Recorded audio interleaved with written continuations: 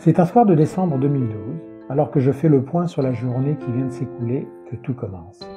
Je ressens une poussée d'énergie, de vie venant du plus profond de mon être, qui vient me remuer et me bousculer. Ce qui m'arrive est au-delà des mots et de ma propre compréhension. Ma capacité d'analyser ce qui se passe, mon intelligence, ma rationalité sont court-circuitées. Comme si j'avais tout à coup accès à une partie de moi-même encore inexplorée, embrassant une conscience plus grande de qui je suis, de ce que je suis.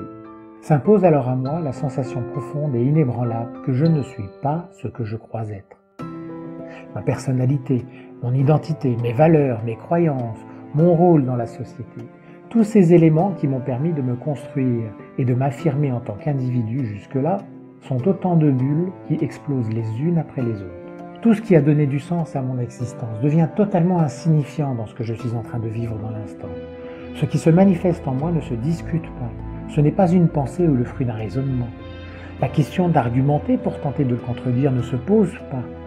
C'est un ressenti profond, une connaissance à l'état pur, et cela s'impose à moi non pas de l'extérieur comme une révélation, mais semble jaillir du plus profond de mon être, de ma chair, de mes tripes.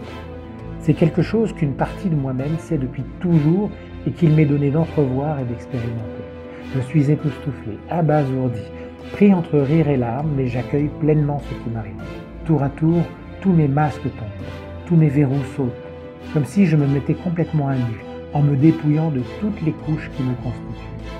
Je me laisse aller à ce ressenti fort et intense. J'accepte que tous les pans de cette image de moi-même se fissurent et s'effondrent totalement. Je lâche prise sur tout. Et dans un sentiment empreint de la plus grande humilité, j'accepte en définitive de n'être plus rien.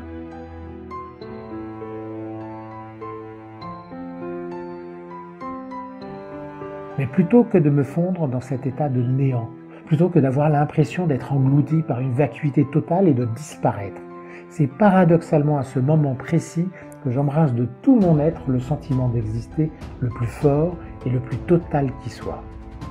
Plus vivant que jamais, je ressens également tous les liens qui m'unissent à l'univers entier, comme si j'étais relié à tout ce qui existe.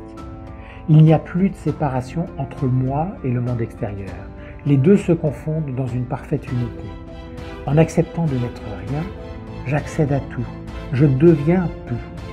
Je suis alors envahi par une sérénité, une paix et une sécurité totale, en lien avec une conscience qui semble infinie, un amour et une connaissance universelle.